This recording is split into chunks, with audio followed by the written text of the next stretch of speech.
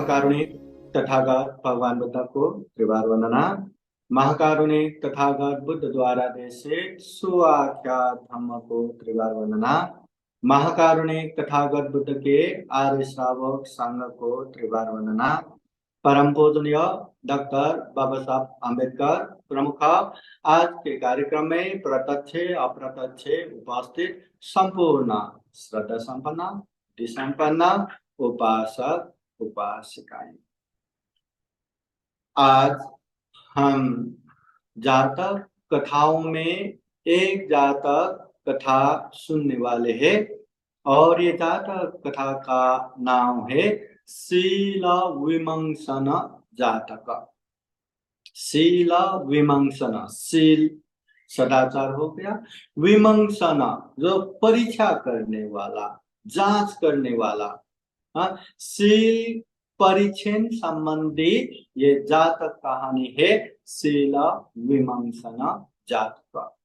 और ये जातक कथा के सार में एक गाथा कहते हैं शीलं कीरेव कल्याणं। जीवन में शील ही हमारा कल्याणकारक है। और कहते हैं शीलं लोके अनुतरम, लोक में सर्वश्रेष्ठ अनुतर है शीला। जो व्यक्ति का शील सदाचार अच्छा रहता है, जो अच्छे आचरण करता है, जो चरित्र उसका अच्छा है, उसका हमेशा कल्याण होता है और लोक में वही सर्वश्रेष्ठ है। तो शील परिच्छेद विषय में ये कहानी है शील विमंसन जातक। महाकारुणिक तथागत बुद्ध श्रावस्ती के अनाथ पिंडिक महाजन द्वारा जो दान दिया हुआ जैतून बुद्ध विहार है, वो विहार में रहते समय तथागत बुद्ध ये जातक कहानी का उपदेश देते हैं। और ये उपदेश किसकी वजह से देते हैं कि श्रावस्ती नगर में ही रहने वाले एक शील परीक्षक एक ब्राह्मण है, उसकी वजह से तथागत बुद्ध ये जातक कहानी का उपदेश देते हैं। तथागत बुद्ध श्रावस्ती के जैतून बुद्ध विहार में रहते समय एक शील परीक्षा करने वाले ब्राह्मण के कारण ये जातक कहानी आते हैं। अभी जातक कहानी का पहला तो ये बुद्ध के समय में ऐसे क्या घटना घटा जिसकी वजह से ये जातक कहानी तथागत बुद्ध कहते हैं, और जातक कहानी जो बुद्ध से पहले की कहानी। तो दो तरह का कहानी हो गया। अभी वर्तमान कहानी क्या हुआ तथागत बुद्ध के समय के, वो कहानी। तथागत बुद्ध श्रावस्ती के जैतून बुद्ध विहार में रह रहे थे और श्रावस्ती कोसल देश का राजधानी, और कोसल देश में तत्कालीन समय में राजा प्रसेनजीत राज्य कर रहे थे। और राजा प्रसेनजीत के दरबार में ढेर सारे लोग, विद्वान, दरबारी, मंत्री, ऐसा बहुत सारे लोग उनके दरबार में रहते थे। उनमें से राजा के आश्रय में जीविका चलाने वाले एक ब्राह्मण भी थे। वो हर दिन राजा की सेवा में जाते थे।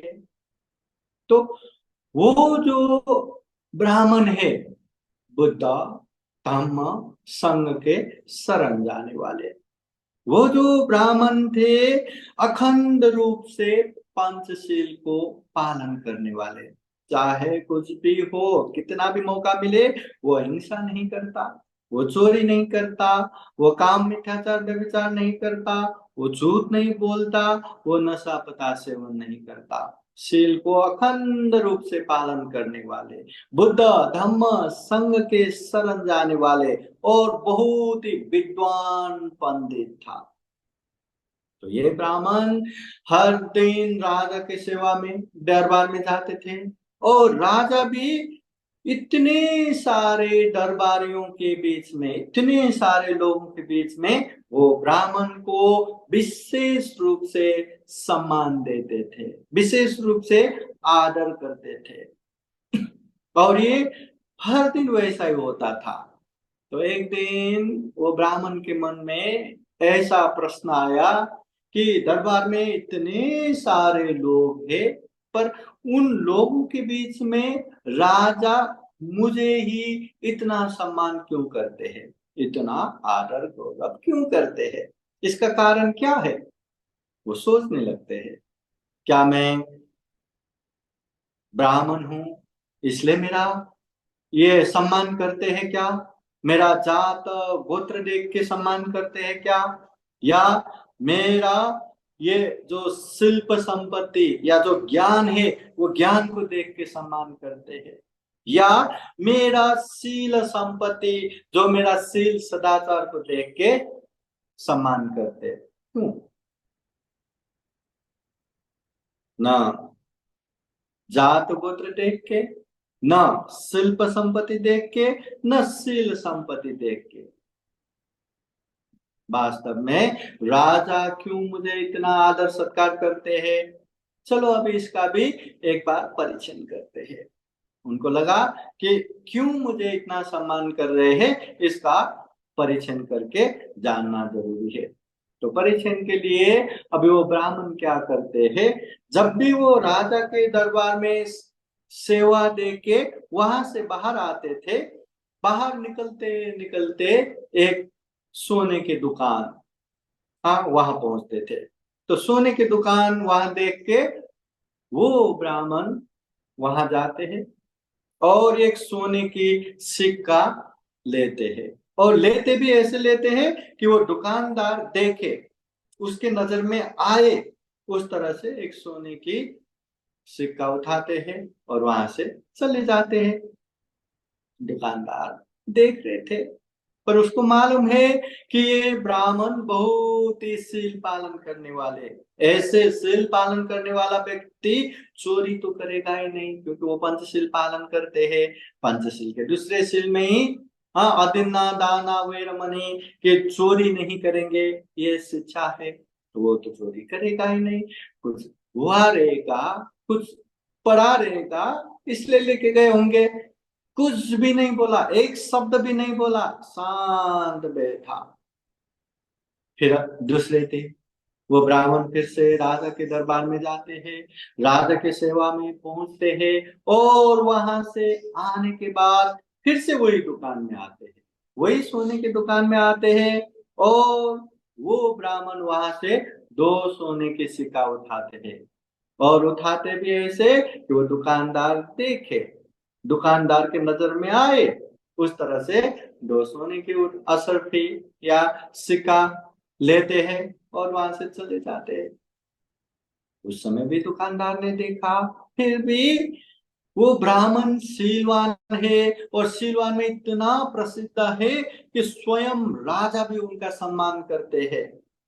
इसलिए कुछ हुआ रहेगा, कुछ कारण पड़ा रहेगा, इसलिए लेके गए होंगे करके कुछ भी नहीं बोला, बस देखते रह गए, और ब्राह्मण भी चला गया। पहला दिन एक सिक्का, सोने का सिक्का, दूसरा दिन दो सोने का सिक्का, अभी तीसरा दिन भी वो ब्राह्मण राजा के दरबार में, राजा की सेवा में गए, और जब वहां से निकले फिर वही सोने की दुकान में आए, और इस बार तो एक नहीं दो नहीं, अपने मुट्ठी भर से सोने के सिक्का उठाया और वहां से चलने लगा। और उठाया भी ऐसे कि वो दुकानदार के नजर में आए, दुकानदार देखे, और दुकानदार ने देखा और उसको लगा, अरे पहली बार एक सोने की सिक्का उठाया कि ब्राह्मण इतना सिलवान है, ऐसे कैसे चोरी कर सकते हैं। दूसरे बार दो सोने की सिक्का उठाया, अरे राजा भी उनको सिलवा नहीं करके मानते हैं, सम्मान करते हैं, वो कैसा चोरी कर सकते हैं। मगर तीसरी बार तो एक मुट्ठी सोने की सिक्का उठा के चल रहे हैं, ये तो ढोंगी है, ये तो दिखावा है, केवल सील पालन करने जैसा ही करते हैं, वास्तव में ये तो चोरी है। तो तुरंत चिल्लाया, अरे सोने की असरफी, सोने की सिक्का चुरा के लेने वाले, चोर चोर चोर चोर करके चिल्लाया। अभी वो दुकानदार चिल्लाया तो यहाँ वहां से लोग जमा हो गए, इधर उधर से लोग आने लगे और ब्राह्मण को पकड़ के, अरे खूब सिलवान जैसा दिखावा करते, और देखो ऐसे सोने की सिक्का चुराते करके कुछ लोगों ने 2-3 मुक्का भी मारा, प्रहार भी किया, और उसको पकड़ के राजा के दरबार में लेके गए। अभी राजा के दरबार में लेके गए तो राजा पूछने लगते हैं, अरे ये ब्राह्मण को ऐसे क्यों पकड़ के लेके आए? तो सब लोग कहने लगते हैं, महाराज ये तो चोर है, इसने पहले दिन एक सोने की सिक्का लेके गए, दूसरे दिन 2 सोने की सिक्का उठा के लेके जा रहे हैं, ये सोने की असली है, ये सिक्का है, तो ये चोर है।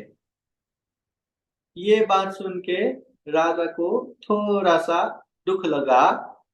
जिस व्यक्ति को इतना सम्मान कर रहे थे, इतना सीलवान है करके सम्मान कर रहे थे, और आज चोर है करके ऐसे दरबार में लेके आए, और इतने सारे भीड़ इकट्ठा हुआ है कि वो चोर है प्रमाणित करने के लिए। तो राजा तुरंत आज्ञा देते हैं, अगर ये चोर है तो इसको राजदंड दिया जाए, राजदंड दे दो। जब राजदंड का घोषणा हुआ तब वो ब्राह्मण राजा को कहते हैं, महाराज मैं एक विनती करना चाहता हूँ। राजा कहते बोलो। तो वो ब्राह्मण कहते हैं, महाराज मैं चोर नहीं हूँ।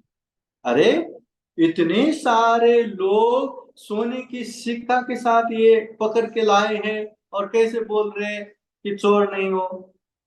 तो ब्राह्मण कहते हैं, महाराज आप मुझे पहले से बाकी सारे दरबारियों के बीच में मुझे सम्मान करते थे, मेरी आदर करते थे, तो ये देख के एक दिन मेरे मन में लगा कि महाराज मुझे इतना सम्मान क्यों करते हैं? न मेरा जात गोत्र देख के, या मेरा शिल्प संपत्ति या ज्ञान देख के, या मेरा शील संपत्ति सदाचार देख के, तो यही परीक्षण करने के लिए मैं ये सब कर रहा था। मगर आपने मुझे तुरंत मतलब ये दंड देने की आज्ञा दिया, तो इससे प्रमाणित हुआ कि जीवन में शील सदाचार ही सबसे श्रेष्ठ है, उत्तम है। शील सदाचार ही हमारा कल्याण करता है। अगर शील सदाचार देख के मेरा सम्मान न करता हो, जात गोत्र देख के सम्मान करता हो, तो ये ब्राह्मण है माफ कर दो, या मेरा शिल्प संपत्ति देख के हाँ सम्मान करता हो तो माफ कर दो। मगर शील संपत्ति देख के सम्मान किया, जैसे ही वो शील संपत्ति या सदाचार बिगड़ा तो मुझे दंड का आदेश हुआ। महाराज मैं चोर नहीं हूँ, ये सब मैं परिचय करने के लिए कर रहा था, मगर आज मुझे पता चला कि दुनिया में शील ही हमारा भला करता है, शील ही अनुत्तर है, शील ही सर्वश्रेष्ठ है।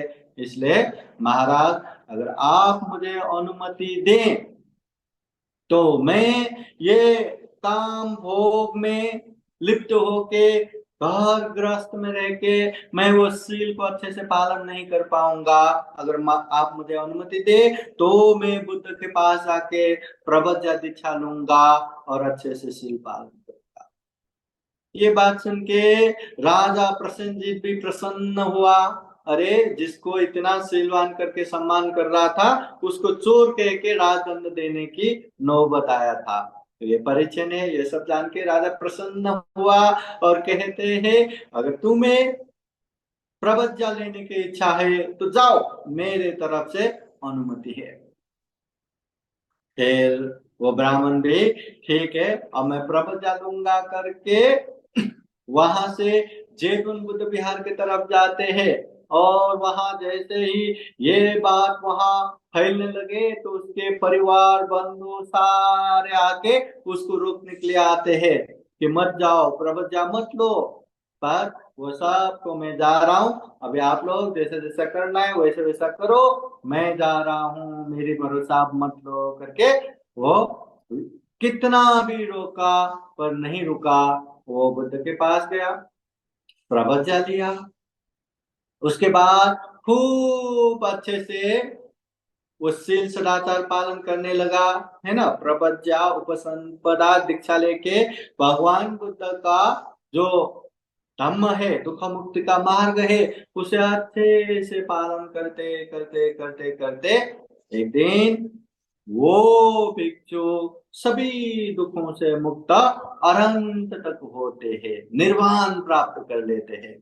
और निर्वाण प्राप्त होने के बाद वो एक दिन भगवान बुद्ध के पास आते हैं और कहते हैं, जिस वजह से मैं ये प्रवज्ञा हुआ हूँ, वो दुख मुक्ति मैंने प्राप्त कर लिया है, वो अर्हत तो मैंने प्राप्त कर लिया है, तथागत बुद्ध को प्रसन्नता से कहते हैं। अभी ये बात दूसरे भिक्षुओं ने भी सुना, दूसरे भिक्षुओं में भी ये फैलने लगा।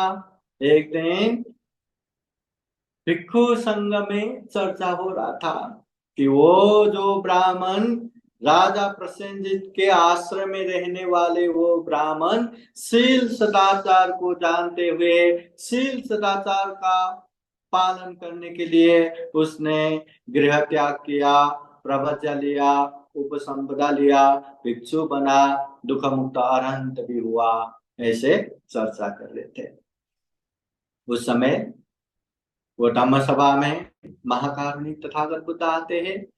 भगवान बुद्ध आने के बाद सभी भिक्षुगण भगवान बुद्ध को वंदना करके अपने अपनी जगह में बैठते हैं। तब जाके तथागत बुद्ध पूछते हैं, भिक्षुगण क्या बातें हो रहे थे। तब सारे भिक्षुगण कहते हैं कि हम वो नव भिक्षु के विषय में बातें कर रहे थे, ऐसे ब्राह्मण होके भी ऐसे शील सदाचार की महत्व को जान के शील सदाचार पालन करने के लिए भिक्षु बना और सभी दुखों से मुक्त अरहंत भी हो गया। तो ये बात सुनने के बाद तथागत बुद्ध कहते हैं, ये जो ब्राह्मण अभी भगवान बुद्ध के समय में भगवान बुद्ध के पास आके दुख मुक्त हुए शील परिचय करके, अभी ऐसा हुआ, ऐसा पहले भी हुआ था जिस समय बुद्ध नहीं थे, जिस समय लोक में बुद्ध नहीं, उस समय भी शील सदाचार की महत्व को जानते हुए उन लोगों ने भी प्रवज्ञा दीक्षा लिया था करके तथागत बुद्ध कहते हैं। तब भिक्षुगण बुद्ध को प्रार्थना करते हैं, भगवान इस समय की बातें तो हमने जान लिया, देख लिया, मगर पहले क्या हुआ था ये हमें पता नहीं। अच्छा होते कि आप हमें वो बातें भी बताए। फिर तथागत बुद्ध ठीक है, ध्यान से सुनो कहते हुए ये शील विमंसन जातक ये कहानी सुनाते हैं। अभी कहानी ऐसा शुरू होता है, पहले पहले बहुत पहले वाराणसी देश में राजा ब्रह्मदत्त राज्य कर रहे थे। उनके दरबार में एक पुरोहित था। वो पुरोहित खूब दान देने वाला, खूब शील पालन करने वाला और खूब ही अच्छा इंसान था। वो हमेशा 5 शील को अच्छे से पालन करते थे, शील सदाचार खूब अच्छा रखते थे और विद्वान भी बहुत ही पंडित, बहुत सीखे हुए। तो ऐसा पुरोहित, वो पुरोहित भी जब राज दरबार में जाते थे तो राजा भी सारे दरबारों के बीच में ये व्यक्ति शीलवान है, सदाचार युक्त है करके विशेष सम्मान करते थे, विशेष आदर करते थे। तो एक बार वो राजपुरोहित को भी लगा कि इतने सारे दरबार में विद्वान है, पंडित है, क्षत्रिय है, मंत्रीगण है, राजनीतिज्ञ है, इतने सारे लोगों के बीच में राजा मुझे इतना सम्मान करते हैं, इतना आदर करते हैं, इसका कारण क्या होगा? क्या मैं मतलब एकदम उच्च कुल का हूं इसलिए सम्मान करते हैं? क्या मैं बहुत सारे ज्ञान रखता हूं इसलिए सम्मान करते हैं? या मैं शील सदाचार अच्छे से पालन करता हूं इसलिए सम्मान करते हैं? चलो एक बार इसका परीक्षण करता हूं, मुझे जानना जरूरी है कि राजा मुझे क्यों इतना सम्मान करते हैं। तो वो जानने के लिए वो राज पुरोहित भी अभी क्या करने लगे, जब जब वो दरबार से बाहर आते थे, दरबार के बाहर ही एक सोने की दुकान था, और वहां वो एक सोने की सिक्का उठाते हैं। वो दुकानदार देखते हैं, फिर भी ये तो बहुत ही सीलवान है, ये चोरी नहीं कर सकता, बाद में वापस देगा। शांत बैठा, कुछ भी नहीं बोला। वो ब्राह्मण, वो राज पुरोहित चला गया। अगले दिन भी जब वो दरबार से वापस आए, वही दुकान में दो सोने की सिक्का उठाया। उस समय भी दुकानदार देखते हुए भी कुछ नहीं बोला कि ये इतना सिलवान है कि ये राजा भी उनका विशेष सम्मान करते हैं, ये चोरी नहीं करेगा, बाद में वापस देगा। और तीसरी बार तो ऐसा हुआ कि वो राजपुरोहित दरबार से आते समय वही दुकान से एक मुट्ठी सोने की सिक्का उठाते हैं और वहां से चले जाते हैं। तो उस समय भी दुकानदार ने देखा, और देखने के बाद अरे ये एक बार नहीं, दो बार नहीं, तीन तीन बार हुआ। पहली बार एक सिक्का उठाया, दूसरी बार दो सिक्का उठाया, तीसरी बार तो एक मुट्ठी सिक्का उठा के चल रहे। अरे ये तो वास्तव में सीलवान पुरोहित है ही नहीं। हाँ, ये तो ढोंगी है, ये तो दिखावा करते हैं, लोगों के बीच में सीलवान जैसा दिखाते हैं, और देखो ये चोरी कर रहे हैं। तब दुकानदार चिल्ला चिल्ला के कहते हैं कि ये सोने की सिक्का चुराने वाले चोर चोर चोर करके उसके तरफ भागते हैं।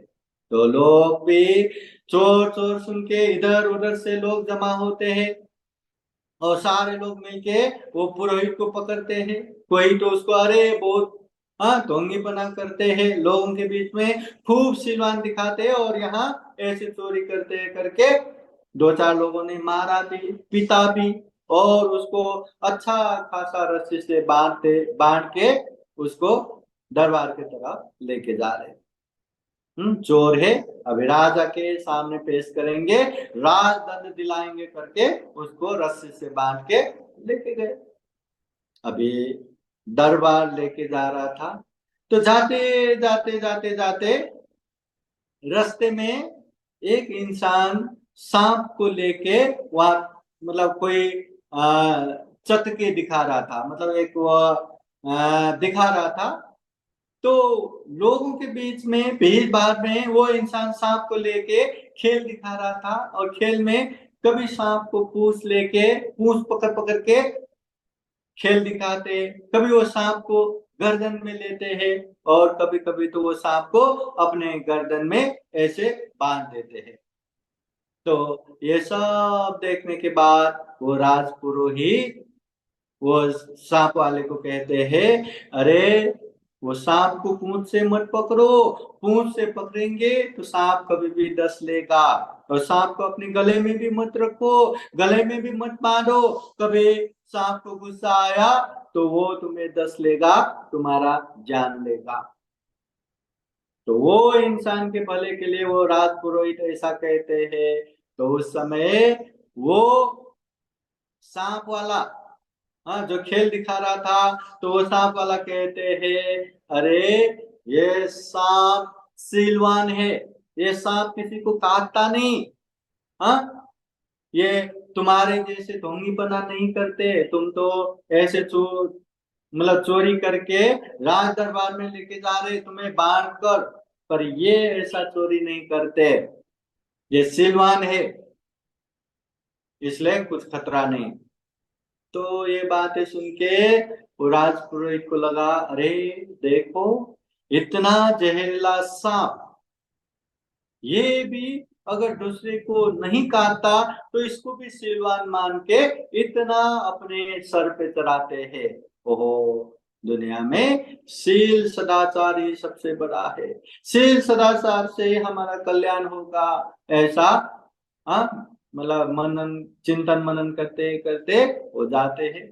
सारे भीड़ ने उसको दरबार में पेश कर दिया, राजा के सामने पेश किया, और राजा को कहते हैं कि महाराज ये चोर है, इसने एक बार नहीं, दो बार नहीं, तीन तीन बार सोने की दुकान से सोने की सिक्का चुराया है, आज तो एक मुट्ठी चुराया, यही सोने की सिक्का है। तो ये देखने के बाद राजा भी बहुत ही अप्रसन्न होके, अरे जिसको इतना शीलवान कह के सम्मान करते थे, आज देखो उसी को चोर कहते हुए यहाँ लेके आए। बहुत ही दुख लगा। फिर भी अब इतने सारे लोग वहां साक्षी के रूप में हैं, और उसने चुराया हुआ वो सोने की सिक्का भी वही है, और उसको चोर कहने वाला इतने सारे लोग हैं, तो वो तो चोरी हो गया। तो राजा कहते हैं अगर ये चोर है तो इसको राजदंड दिया जाए। जब राजदंड की आदेश हो गया, तब वो राजपुरोहित कहते हैं महाराज मैं एक विनती करना चाहता हूँ। क्या बात है? वो कहते हैं महाराज मैं चोर नहीं हूँ। तो राजा कहते हैं इतने सारे लोग साक्षी है, हाँ तुमने चुराया हुआ वो सोने की सिक्का भी है, और फिर भी तुम कह रहे हो मैं चोर नहीं। क्यों ऐसा? ऐसे कैसे कह रहे हो? तो राजपुरोहित कहते हैं महाराज आप अपने दरबार में इतने सारे लोगों के बीच में मुझे विशेष सम्मान करते थे, विशेष आदर करते थे, तो मेरे मन में ऐसे बार बार उठने लगा कि महाराज इतने सारे लोगों के बीच में मेरा इतना सम्मान क्यों करते हैं, मेरा इतना आदर क्यों करते हैं? क्या मैं उच्च जात का हूँ इसलिए मेरा सम्मान करते हैं क्या? क्या मैं मुझ में बहुत सारे शिल्प ज्ञान है इसलिए सम्मान करते हैं क्या? या मैं अच्छे से शील सदाचार पालन करता हूँ इसलिए सम्मान करते हैं? तो ये जांचने के लिए, ये जानने के लिए मैंने ये सब खेल रचाया है, ये सारा चीज मैंने किया है। मगर आज आपके सामने पेश होते ही मुझे चोर पाके तुरंत आपने राजदंड का घोषणा किया, तो इससे प्रमाणित होता है कि दुनिया में शील सदाचारी सबसे बड़ा है। शील सदाचारी हमारा कल्याण करते हैं। शील सदाचार नहीं रहा तो यहाँ मतलब तुरंत दंड मिलता है, तुरंत सजाए मिलता है। तो ऐसा कहते हुए वो राजपुरोहित एक गाथा द्वारा वहां उद्गार व्यक्त करते हैं। तो वो गाथा इस तरह से कहते हैं, शीलं कीरेव कल्याणं शीलं लोके अनुत्तरं पश्च घोरविशुनाघो शीलवाती न हन्यतीति। तो वो राजपुरोहित ये गाथा द्वारा कहते हैं शीलं कीरेव कल्याणम, इस दुनिया में शील ही हमारा कल्याण कर है, शील ही हमारा कल्याण करता है। अपने शील सदाचार अच्छा रहा, अपने चरित्र अच्छा रहा, तो कहीं भी सुख शांति से रह सकते हैं, कहीं भी आराम से जिंदगी जी सकते हैं। हर कोई उसका सम्मान करेगा, आदर करेगा। इसलिए शील ही हमारा कल्याणकारी है, शील ही हमारा कल्याण करेगा। फिर आगे कहते हैं शीलं लोके अनुत्तरं, दुनिया में शील ही अनुत्तर है, शील ही सर्वश्रेष्ठ है। हाँ, जो शीलवान रहता है वही सम्मान हकदार, मतलब सम्मान का हकदार रहेगा, आदर का हकदार रहेगा। इसलिए बुद्ध भी कहते हैं ना, ये जो धूप अगरबत्ती का सुगंध जहां जहां हवा बहता है वहां वहां तक जा सकता है, मगर ये शील रूपी सुगंध जहां हवा बहता है वहां भी पहुंचता है, जहां हवा नहीं पहुंचता वहां भी पहुंच जाता है। शील रूपी सुगंध यत्र तत्र सर्वत्र फैल जाता है। तो इसलिए ये राजपुरोहित भी कहते हैं शील ही हमारा कल्याणकारी है, शील ही दुनिया में अनुत्तर है, अनुपम है, सर्वश्रेष्ठ है। और फिर जोड़ते हैं पस्त घोर विशो नागो, देखो ये घोर बीकतारी एकदम जहरीला सांप को देखो, वो नाग को देखो। हाँ, वो नाग भी जब दूसरों को काटना छोड़ देता है, दूसरों को डसना छोड़ देता है, उससे भी शीलवान मान के उसको मारा नहीं करते, उसको हिंसा नहीं करते। मतलब एक जहरीला सांप भी जब वो अपना डसना या लोगों को दुख देना छोड़ देते हैं, उससे भी सीलवान मानते हैं। बाकी लोगों की तो छोड़ ही दो, बाकी प्राणियों की तो छोड़ ही दो, जिसका स्वभाव है डसना, कदम कदम पे डसना जानते हैं वो सांप, ऐसे जहरीला सांप भी जब वो डसना छोड़ देता है, उसे भी सीलवान मान के उसको भी सम्मान करते हैं। इसलिए दुनिया में शील ही कल्याणकारी है, शील ही अनुपम श्रेष्ठ है, अनुत्तर है, ऐसा उद्गार व्यक्त करते हैं। और ऐसा व्यक्त करने के बाद वो राजपुरोहित कहते हैं, महाराज आज मैंने जान लिया कि दुनिया में सबसे बड़ा शीली है, न जात गोत्र, न शिल्प ज्ञान, बस शील संपत्ति सर्वश्रेष्ठ है। महाराज अब इतना ये सर्वश्रेष्ठ शील को मैं घर गृहस्थ में रह के पालन नहीं कर पाऊंगा। अगर आप अनुमति दे, अगर आप आज्ञा दे, तो मैं घर बार सब छोड़ छाड़ के प्रवज्ञा होना चाहता हूँ। तो ऐसी बातें सुन के महाराज भी प्रसन्न हुआ। जिस व्यक्ति को एक शील सदाचार युक्त व्यक्ति या शीलवान व्यक्ति करके इतना सम्मान कर रहे थे, कम से कम वो चोर तो नहीं है। तो ये जानते हुए बहुत प्रसन्न हुआ और राजा कहते हैं कि हे पुरोहित, अगर तुम्हें लगता है कि तुम प्रवज्ञा होना चाहते तो बोलो, मेरे तरफ से अनुमति है।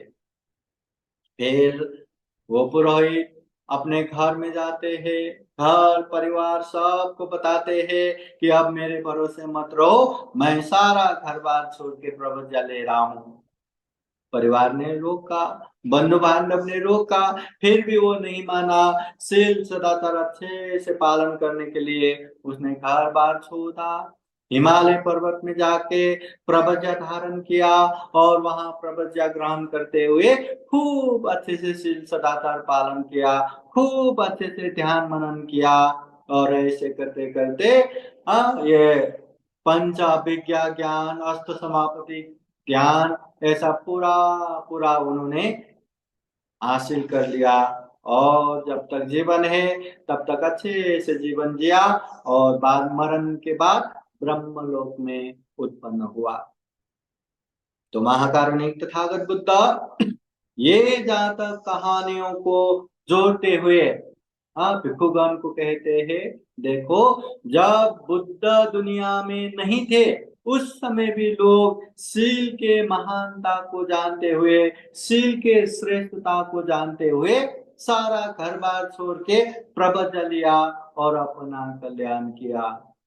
और तथागत बुद्ध वो जातक कहानी को वर्तमान के साथ जोड़ते हुए कहते हैं, भिक्षुगण उस समय जो ये पुरोहित राज पुरोहित है वो मैं ही हूँ, मतलब बोधिसत्व, भविष्य में जाके बुद्ध बनने वाला बोधिसत्व वो तो मैं ही हूँ कहते हुए जाकर कहानी समापन करते हैं। ये शील विमंसन जातक, शील विमंसन शील परीक्षण करने वाले, शील जांच करने वाले, ये जातक कहानी ये वर्तमान समय श्रावस्ती जैतवन बुद्ध विहार से शुरू होता है। तथागत बुद्ध वहां रहते समय ये उपदेश देते हैं। कौशल देश के राजा प्रसेनजीत के दरबार में एक ब्राह्मण जो शील अच्छे से पालन करने वाला, राजा विशेष उसको सम्मान करते थे। तो सम्मान मुझे ही क्यों, तो वो परीक्षण करने के लिए सोने के दुकान से पहला दिन एक, दूसरा दिन दो, तीसरा दिन एक मुट्ठी सोने की सिक्का उठाते हैं। तो दुकानदार पहली बार चुप रहा, दूसरी बार चुप रहा, तीसरी बार चुप नहीं रहा, ये तो चोर है, ये तो ढोंगी है, ये तो शील का सिर्फ नाटक करता है, ये तो चुराने वाला चोर है करके पकड़ के दरबार में लेके जाता है। दरबार में राजा उसको राजदंड का आदेश देते हैं। तो वो सारी बात खोल के, मैं चोर नहीं हूँ, सिर्फ परीक्षण किया है, अब मैं भगवान बुद्ध के शासन में भिक्षु बनना चाहता हूँ, मुझे अनुमति दे करके अनुमति लेके वो भिक्षु बनते हैं, दुख मुक्त और अंत भी होते हैं। और तथागत बुद्ध इसी को जोड़ते हुए ये जातक कहानी कहते हैं। जातक कहानी भी ये वाराणसी के ब्रह्मदत्त के राजा ब्रह्मदत्त के दरबार में जो राज पुरोहित थे वो बोधिसत्व, बहुत ही शील सदाचार पालन करने वाला, दान देने वाला और बहुत ही शिल्प विद्या से पारंगत व्यक्ति, राजा बहुत ही सम्मान करते थे। तो इसका कारण क्यों, क्या, तो वो जानने के लिए वो भी दरबार के बाहर सोने के दुकान से पहली बार एक सोने की सिक्का, दूसरी बार दो सोने की सिक्का, तीसरी बार एक मुट्ठी सोने की सिक्का लेके चलने लगते हैं। तो दुकानदार ने पहली बार तो चुप रहा, दूसरी बार चुप रहा, तीसरी बार तो अरे ये तो चोर है करके चोर चोर कहते हुए उसको पकड़ने जाते। बाकी लोग भी जमा होके उसको दो चार मुक्का मार के रस्सी से बांध के उसको लेके जाते हैं। रास्ते में एक खेल दिखाने वाले जो इंसान है वो सांप को पूंछ पकड़ पकड़ के वो सांप को अपने गले में रख के या गले में बांध के खेल दिखा रहा था। तो राजपुरोहित, ऐसा मत करो, ये सांप जहरीला है, अगर उसको गुस्सा आया तो वो डस लेगा और जान चला जाएगा। तो वो खेल दिखाने वाले कहते हैं ये तुम्हारे जैसा दुश्शील नहीं है, वो किसी को काटता नहीं है। तो ये सुन के अरे एक जहरीला सांप भी अपने मतलब डसने की शुरुआत छोड़ के शांत बैठा तो उसको भी शीलवान समझ के इतना सम्मान करते हैं। दुनिया में शील ही सर्वश्रेष्ठ है, शील से ही कल्याण होगा। ये जानने के बाद राजा के पास जाते हैं। तो राजा के पास लेके जाने के बाद राजा भी उसको चोर समझ के दंड, राजदंड का घोषणा करते हैं। तो उस समय वो भी सारा खेल सामने रख के मैं चोर नहीं सिर्फ परिचय नहीं किया हूँ, अब मुझे भी आज्ञा दीजिए, मैं भी प्रवज्ञालय के शील को अच्छे से पालन करता हूँ। तो वो हिमालय पर्वत पे जाके अच्छे से शील पालन करते हैं, अच्छे से ध्यान करते हैं, बड़े बड़े महासमापति ध्यान प्राप्त करते हैं और जीवन भर अच्छे से प्रवज्ञा शील पालन करके बाद में वो ब्रह्मलोक पहुंच जाते हैं। तो ये है शीला विमंसन जातक। कहने का मतलब तो मेन यही है कि हमें शील पालन करना चाहिए, सदाचार पालन करना चाहिए। शील सदाचार अच्छा रहा, अपना चरित्र अच्छा रहा तो हम जहां भी जाएंगे कल्याण ही कल्याण होगा। इसलिए इस दुनिया में कहते भी है ना, अगर ये हमारा धन संपत्ति खो गया तो कुछ भी समस्या नहीं, कुछ भी नहीं गया समान ही है। अगर हमारा स्वास्थ्य खो गया तो हाँ कुछ तो गया है, क्योंकि हेल्थ गया है। मगर हमारा शील सदाचार खो गया तो सब कुछ गया, सब कुछ। एक इंसान को इज्जत प्रतिष्ठा कमाने के लिए पूरा जिंदगी जाता है, मगर उसको खत्म होने के लिए बस एक छोटा सा पाप, एक छोटा सा अकुशल, सारा इज्जत प्रतिष्ठा कचरे में जाते हैं। कहते हैं ना, एक बहुत बड़ा पत्थर को पहाड़ के शिखर में लेके जाना, पहाड़ के टॉप में लेके जाना बहुत ही मुश्किल है, बहुत ही कष्टकर है। कितना कितना मेहनत कर करके धीरे धीरे धीरे धीरे धीरे धीरे वो शिखर में लेके जाते हैं वो पत्थर को, और वहां पहुंचा दिया।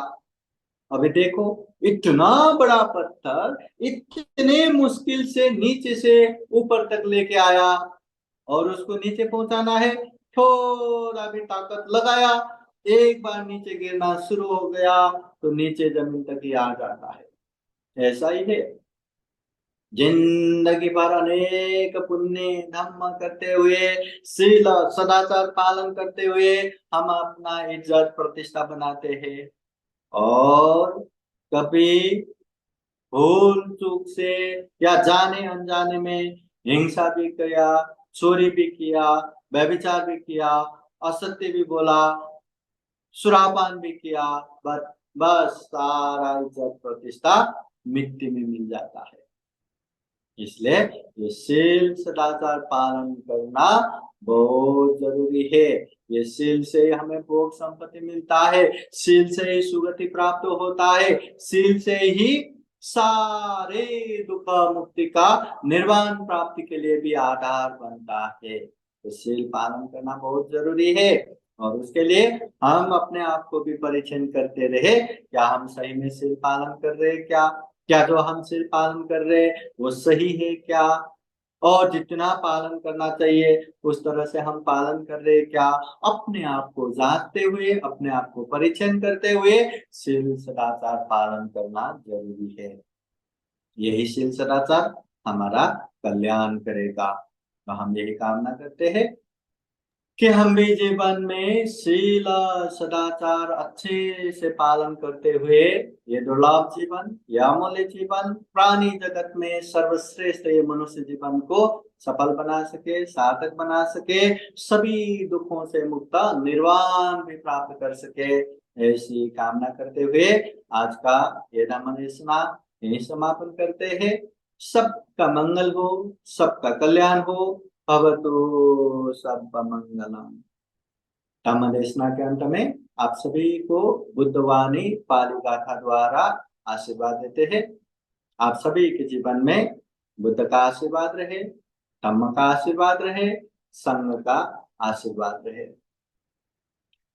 सभेतियो विवजन्तु सबरोगो विनाशतु माते भवतु अन्तरायो सुखी दीर्घायुको भव।